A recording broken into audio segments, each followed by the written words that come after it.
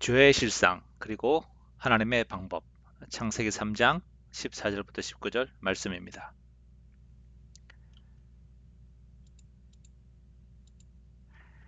우리가 살고 있는 세상에는 참으로 많은 문제가 있습니다.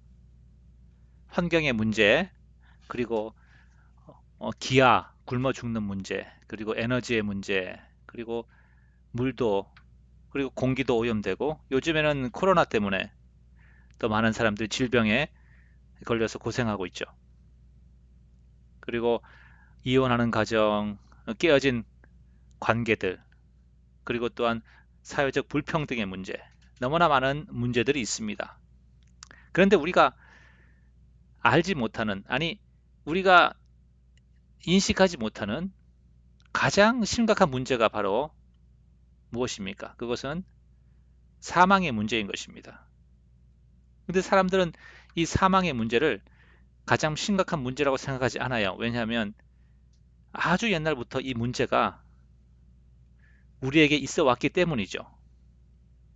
조상 때로부터 계속 죽어왔기 때문에 다 사람은 죽는 것이라고 생각하기 때문에 이것을 심각한 문제로 생각하지 않았던 것 같습니다. 그러나 이 사망이라는 것은 우리의 가진 모든 문제의 가장 핵심이 되고 가장 심각한 문제인 것이죠.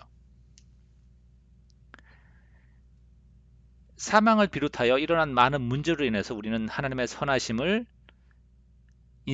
인식하지 못하고 또한 하나님을 믿지 못하는 것을 볼 수가 있습니다. 우리는 성경에서 읽기를 죄로 인해서 우리 안에 사망이 왔다고 말을 합니다. 역시 어, 우리가 세상 사람들이 사망에 대해서 그것을 인간의 자연적인 어떤 것으로 받아들이는 것처럼 죄에 대해서도 죄의 실상을 잘 모르고 죄를 잘 이해하지 못하는 것 같습니다. 흔히 사람들을 생각하기를 다른 사람에게 해를 끼치지 않으면 죄가 아니라고 말하는 것이죠. 그런데 성경은 뭐라고 말합니까? 하나님으로부터 분리되는 것이 죄라고 말하는 것입니다. 세상 사람들이 흔히 생각하는 이런 가치관 하나 예를 들겠습니다. 우리가 어떤 개인적인 이야기를 할 때, 그것은 내 사생활이야, 프라이버시야, 이렇게 말하면 우리는 더 이상 질문해서도 안 되고 또 알려고 노력해서도 안 되는 것이죠. 왜냐하면 그것은 그 사람만이 지켜줘야 하는 그러한 사생활의 영역이라고 우리는 인식을 합니다. 이러한 인식 가운데는 어떠한 생각이 있냐 하면 은밀한 곳에서 다른 사람에게 해를 끼치지 않는 그 어떠한 행위를 해도 우리는 문제 삼지 않겠다는 그러한 생각을 가지고 있죠. 그러니까 여기서 생각을 조금 확정을 하면 사실은 죄라는 것은 세상 사람들이 생각하기를 다른 사람에게 해를 끼치지 않는 행위를 죄라고 말하는 것입니다. 그런데 성경은 우리의 마음을 이야기하고 있고 우리가 은밀한 공간에서 사적인 공간에서 우리가 어떤 생각을 하고 어떤 행동을 하느냐 그것을 하나님 앞에 우리가 책임져야 한다는 것이죠. 그래서 우리가 하나님 앞에 설 때 또 영적인 문제에 있어서 그것은 내 프라이버시야 라고 말할 수가 없는 것입니다. 예, 그만큼 세상 문화가 교묘하게 우리 크리스천들의 생각을 왜곡시키고 진리로부터 떨어지게 만든다는 것이죠. 네, 오늘 말씀은 프라이버시에 대한 것이 아니고요. 예, 죄에 대하여서 세상 사람들이 세상의 어떤 가치관 어, 얼마나 오해하고 또 잘 모르고 있느냐 하는 예를 들어서 말씀드린 것입니다. 자, 죄의 실상, 죄는 정말 역겨운 것입니다.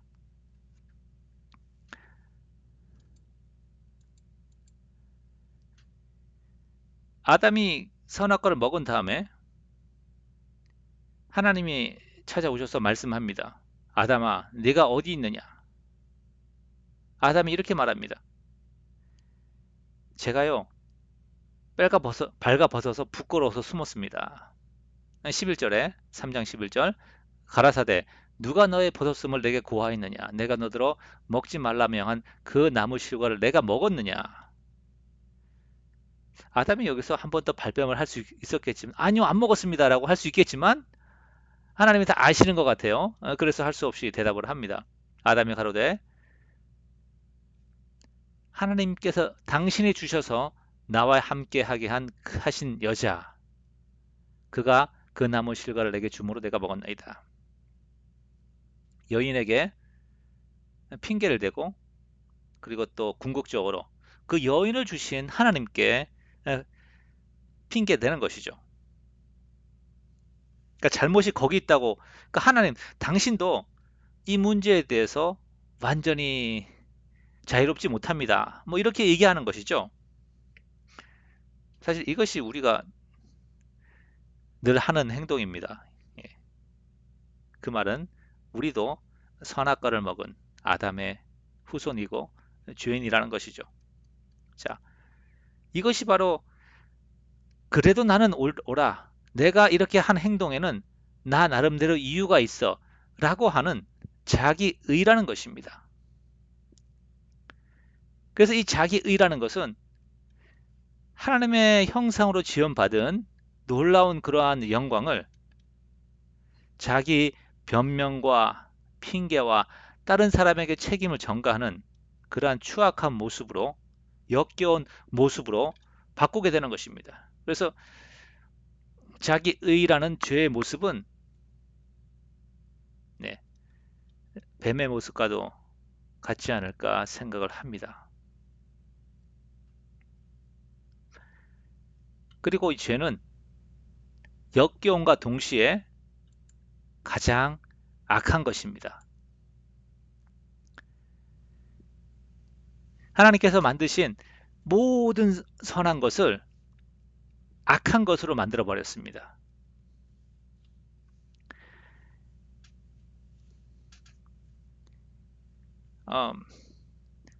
16절 말씀이 이제 하나님께서 여인에게 하와에게 하신 말씀인데요.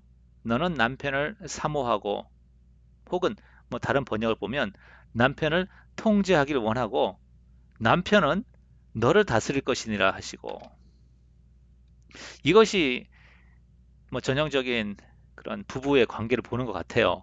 예, 아내들은 남편이 어떤 사람이 되기를 원하고 또 남편이 또 뭐 좀 더 자상하기를 원하고 이런 뭔가 남편의 행동을 통제하기 원하는 마음이 있죠. 근데 남편은 어떻습니까? 뭐 그러거나 말거나 예, 자기가 정한 대로 자기 마음대로 하는 또한 그런 태도가 있죠. 그래서 이 16절의 내용은 무엇입니까? 그 전에 아담이 이는 내 뼈 중에 뼈요 내 살 중에 살이로다라고 하와를 보고 그렇게 사랑의 노래 또 기쁨의 노래를 불렀는데 그러한 그 관계가 어떻게 되었습니까? 서로 통제하기 원하는 서로 다스리길 원하는 그러한 관계로 바뀌는 것이죠. 이러한 가정은 쉽지가 않죠.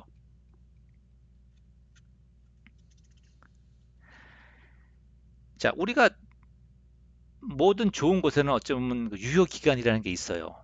그죠? 맛있는 음식에도 유효 기간이 있고 뭐 금방 했을 때 가장 맛있잖아요. 심지어 코로나 백신에도 유효 기간이 있어요. 그래서 그 유효 기간이 지나면 예, 다 버리게 되죠. 자, 사람은 유효 기간이 있을까요? 아, 있죠. 예. 100년은 뭐 대부분 100년은 가지 않습니다. 무슨 말입니까? 아무리 아름다운 사람이라 할지라도 아무리 재능이 있고 아무리 능력이 있다 할지라도 무슨 천재라 할지라도 죽으면 죽으면 아무 소용이 없다는 것이죠. 3일 지나면 부패해서 냄새가 납니다. 이렇게 죽음이라는 것은 하나님께서 허락하신 모든 선한 것을 냄새나고 두 번 다시 돌아보고 싶지 않은 지저먹고 더러운 것으로 바꾸어 버리는 것이죠. 추악한 것으로. 이것이 바로 사망이고 그 사망을 가져온 죄가 그만큼 악하다는 것입니다. 16절에 보면 아담에게 하신 말씀입니다.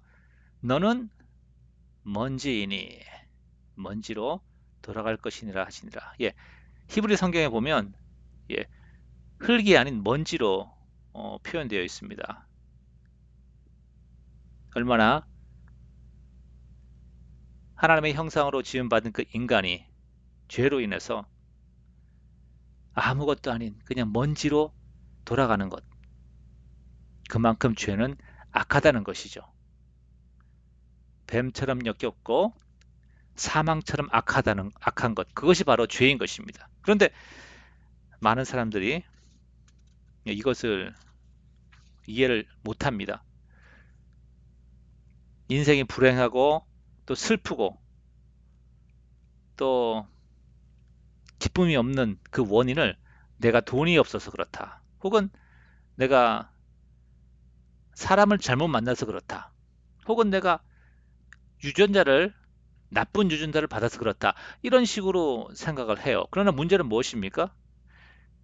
죄가 그 어떤 것보다 악하고 죄가 바로 우리가 가진 모든 문제의 가장 근본적인 원인이라는 것입니다. 자, 이 사실을 우리는 모르죠. 그래서 하나님께서는 형벌을 통하여서 우리에게 주어진 형벌을 통하여서 이러한 죄의 실상을 깨우치는 것이죠. 성경에서는 하나님이 선하게 창조하셨는데 우리의 삶이 그렇지 않은 거예요. 힘든 일만 생기고 어려운 일만 생깁니다. 그러면 깨닫는 것이죠. 아, 죄라는 것이 이렇게 하나님의 선하신 그런 복을 악한 것으로 바꾸었구나. 이렇게 깨닫는 것입니다. 여자에게 출생의 고통을 더하셨죠. 아니 이렇게 힘들어서 아기를 낳아야 한단 말입니까? 하나님이 말씀하시죠. 그것이 바로 너의 죄 때문에 그러하다. 자, 15절 말씀, 16절 말씀. 15절 말씀은 하나님께서 뱀에게 하신 말씀이고 16절은 여자에게 하신 말씀이죠. 내가 너로 여자와 원수가 되게 하고 너의 후손도 여자의 후손과 원수가 되게 하리니 여자의 후손은 내 머리를 상하게 할 것이요 너는 그의 발꿈치를 상하게 할 것이니라 하시고 또 여자에게 이르시되 내가 내게 잉태하는 고통을 크게 더하리니 내가 수고하고 자식을 낳을 것이며 너는 남편을 사모하고 남편은 너를 다스릴 것이니라 하시고 하나님께서 왜 여인에게 잉태하는 고통을 출산하는 고통을 더하셨을까요? 예, 아마도 선악과를 먹는 것이 여인을 통하여서 시작을 했죠. 그러니까 이러한 형벌과 저주를 끝마치는 일에 있어서 여인이 어떤 식으로든 기여하고 또 책임을 다하기를 원하셨던 것 같습니다. 자, 어떻게 이 선악과를 먹은 그 결과, 그 형벌이 끝나게 됩니까? 근데 15절에 있는 것이죠. 여자의 후손은 내 머리를 상하게 할 것이요. 너는 그의 발꿈치를 상하게 할 것이니라. 여자의 후손은 사탄을 죽음에 이르게 할 것이고 사탄은 그 여자의 후손의 발꿈치를 상하게 할 것이다. 이렇게 말씀하시죠. 사실 이것이 예수님을 통하여서 인간에게 주어진 저주를 끝낸다는 것이 명확한 약속은 아닙니다. 여기서 그런 것을 우리가 완전히 도출할 수는 없죠. 그러나 한 가지 희망을 가지는 것은 이 뱀이 이 사탄이라는 존재가 죽임을 당할 때, 멸망을 당할 때 지금 우리가 받고 있는 죄의 형벌 이것이 어떤 식으로든 없어질 것이라는 그런 기대감이 있는 것이죠. 어린이 동화에서 보면 예, 마녀나 주로 마녀죠. 예, 마녀가 공주나 왕자, 뭐 주인공에게 저주를 걸잖아요. 뭐 깨구리가 된다든지 아니면 뭐 나쁜 저주를 거는데 그 저주가 어떻게 끝납니까? 대부분 예, 그 저주를 걸었던 마녀가 죽으면 끝나는 거예요. 이게 딱 뭐 아주 완벽하게 이것을 설명하는 것은 아니겠지만 우리가 조금은 이해할 수가 있는 것 같습니다. 사탄이 죽게 될 때 사탄으로 인해서 일어났던 이러한 어, 선악과를 먹는 죄와 모든 이 결과들이 효과가 다시 없어질 것이라는 사실을 우리가 조금은 기대할 수 있는 것이죠. 그래서 여인은 계속 아이를 낳으면서 15절의 말씀을 이루기 위해서 여인은 계속 잉태하는 고통을 감내해야 하는 것입니다. 그러면서 어, 동시에 이것이 죄로 인해서 이러한 출산의 고통이 왔으며 또 이렇게 아픈 가운데 아이를 낳지만 나중에 오랜 시간 후에 이 아이 중에 하나가 사탄을 멸망시키고 이 죄의 형벌을 없앨 것이란 해방시킬 것이라는 그런 기대를 가지게 되는 것이죠. 아담에게 주었던 형벌은 바로 노역과 또한 사망이었습니다. 물론 사망은 모든 인류에게 주신 것이지만 아담에게는 대표성을 가지니까 아담에게 선포를 한 것입니다. 17, 18, 19절 아담에게 이르시되 내가 내 아내의 말을 듣고 내가 너더러 먹지 말라 한 나무 실과를 먹었은즉 땅은 너로 인하여 저주를 받고 너는 종신토록 수고하여야 그 소산을 먹으리라. 땅이 내게 가시덤불과 엉겅퀴를 낼 것이라. 너의 먹을 것은 밭의 채소인즉 내가 얼굴에 땀이 흘러야 식물을 먹고 필경은 흙으로 돌아가리니 그 속에서 내가 취함을 입었음이라. 너는 흙이니 먼지이니 먼지로 돌아갈 것이니라 하시니라. 하나님의 말씀하시죠. 내가 내 말을 듣지 아니하고 내 아내의 말을 듣고 선악과를 먹었으니까 내 아내를 먹여 살리기 위해서 그리고 내 식구들을 먹여 살리기 위해서 종신토록 수고하여야 할 것이다. 이렇게 말합니다. 자, 근데 놀라운 것은 아담이 잘못을 했는데 저주받는 것은 땅이에요. 아담은 히브리 말로 사람이라는 뜻입니다. 그리고 땅의 히브리 말은 아다마예요. 아다마. 끝에 아라는 것이 하나 더 붙어요. 아다마. 그래서 아담의 죄로 인해서 아다마가 저주를 받습니다.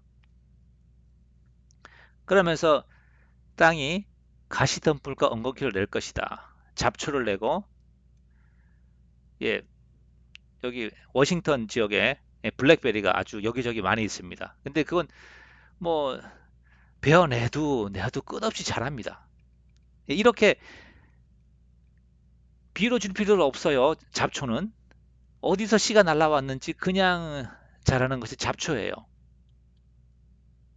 이와 같이 땅이 끊임없이 엉겅퀴와 가시덤불을 낼 것이니까 내가 땀을 흘리면서 그렇게 수고를 해야지 먹을 수 있을 것이다. 이렇게 말합니다.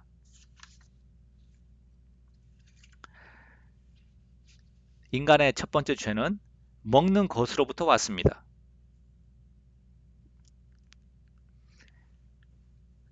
그리고 그 형벌도 먹는 것에 관한 것이죠.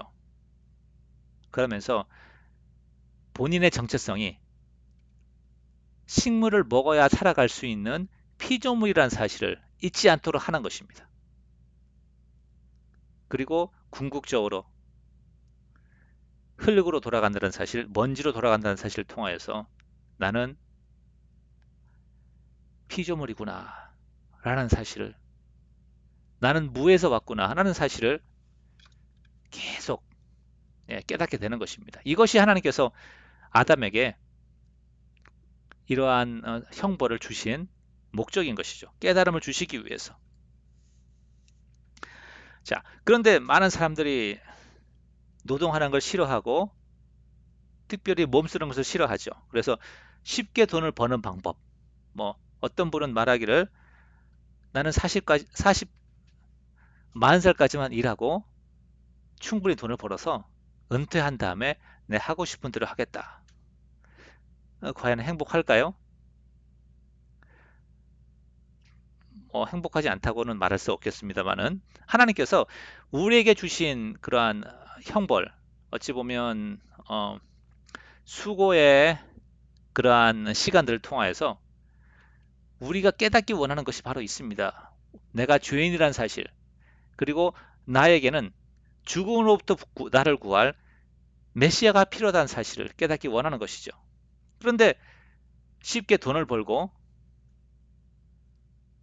인생을 즐기기를 원한다고 한다면 이 사람은 하나님이 하나님의 우리가 깨닫기 원하시는 이 진리를 깨닫지 못하는 것입니다.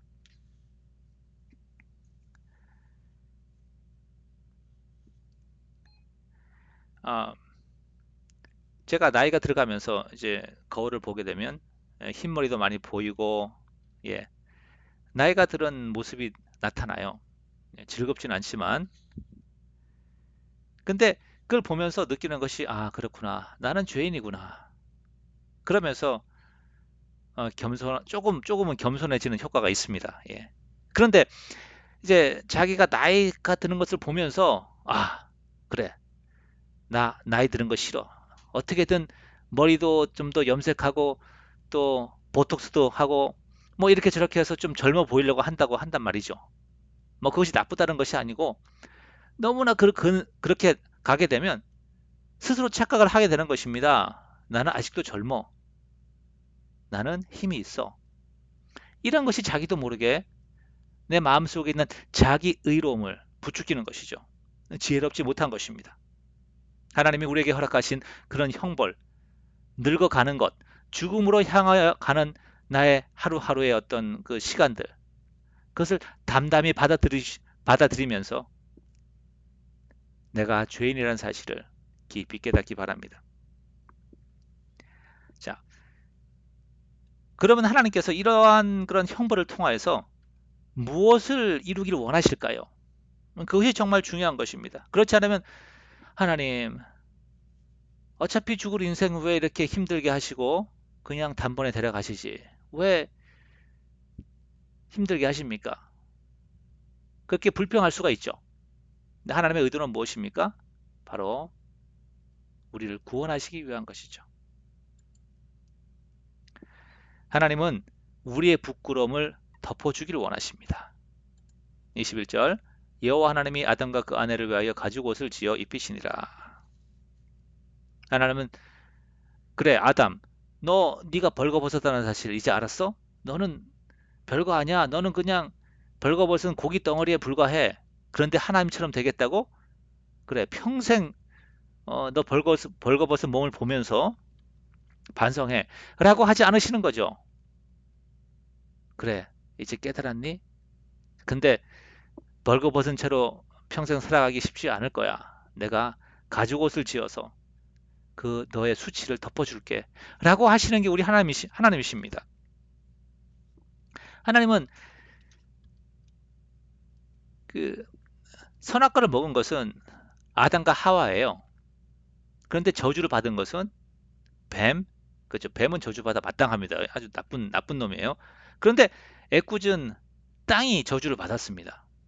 사람은 저주하지 않으셨습니다. 왜요? 사랑하시기 때문에. 새하늘과 새 땅이 이루어질 때 이 땅의 모든 것은 다 없어지고 새하늘과 새 땅이 이루어질 때 사람은 예, 그리스도 안에서 거듭난 그, 그 사람이죠. 물론 새로운 피조물이지만 육체를 가지고 있는 예, 죄의 역사를 가지고 있는 그리스도 안에서 새로운 육체를 입은 그러한 인간인 것입니다. 자, 이런 것을 보면서 하나님은 참 공평하지 않으신 것 같아요. 왜냐하면 죄를 지은 아담은 저주하지 않으시고 물론 형벌 가운데 형벌 주셨지만 땅을 저주하잖아요. 그죠? 그렇죠. 하나님의 심판은 연기된 것입니다. 연기됐어요. 누구 때문에요? 아담을 사랑하시기 때문에.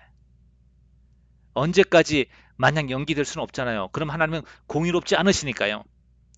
하나님의 그 심판이 언제까지 연기되었습니까? 그 죄의 저주가 누구에게 부어졌습니까? 예수 그리스도에게 부어지기까지. 수천 년이 지난 후에 십자가 위에서 벌거벗은 예수 그리스도 위에 그 죄의 저주가 부어지기까지 하나님은 그 심판을 유예하신 것입니다. 그래서 그 아들의 죽음을 통하여서 우리에게 부활을 주시고자 하는 것, 그것이 하나님의 의도인 것이죠. 다시 한번 읽겠습니다. 내가 너로 여자와 원수가 되게 하고 너의 후손도 여자의 후손과 원수가 되게 하리니 여자의 후손은 내 머리를 상하게 할 것이요 너는 그의 발꿈치를 상하게 할 것이니라 하시고, 이 약속이 처음 주어졌을 때 하나님께서 어떻게 다시 인간을 죄의 형벌에서 구원하실지 명확하지는 않았습니다. 다만 그 여자의 후손이 와서 사탄의 머리를 상하게 할 때 무엇인가 새로운 기대가, 소망이 있을 것이라는 사실은 알았을 것입니다. 그런데 예수님이 오셔서 이렇게 말씀하시죠. 누구든지 나를 믿는 자는 내가 마지막 날에 그를 살릴 것이다. 바로 부활이 하나님의 구원의 방법이었습니다. 왜냐하면 선악과를 먹은 아담과 하와 그 후손들은 죽을 수밖에 없거든요. 그 죽음은 당연한 결과였습니다. 그러니까 죽은 다음에 그럼 어떻게 해요? 예, 다시 살리시는 것이죠. 그것이 바로 하나님의 구원의 방법이고 죄에 대한 하나님의 해결책이었습니다. 말씀을 정리합니다. 죽음은 우리가 만나는 가장 악하고 가장 뭐라 그러죠? 예, 가장 심한 어려운 문제입니다.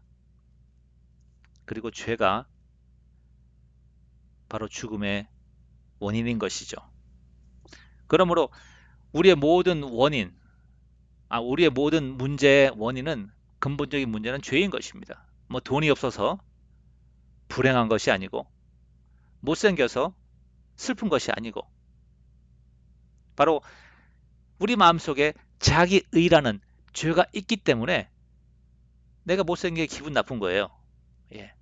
벌거벗은 게 부끄러운 겁니다. 그것이 바로 죄라는 역겹고 사망처럼 악한 존재인 것이죠. 모든 선한 것을 악한 것으로 바꾸어 버리는 것이 바로 죄인 것입니다. 또한 위선과 자기 의의가 있기 때문에 뱀처럼 역겨운 것이죠. 우리는 그것을 깨닫지를 못합니다. 그러나 하나님께서 우리에게 허락하신 형벌을 통하여서 우리는 조금씩 깨달아 가는 것입니다. 내 삶이 잘 나가고 아무 문제가 없을 때는 죄라는 존재에 대해서 우리가 전혀 알 수가 없어요. 그런데 어려운 일이 발생하고 힘든 일이 발생하고 아프고 병들게 되면 죄의 실체를 우리 삶 가운데 체험하게 되는 것이죠.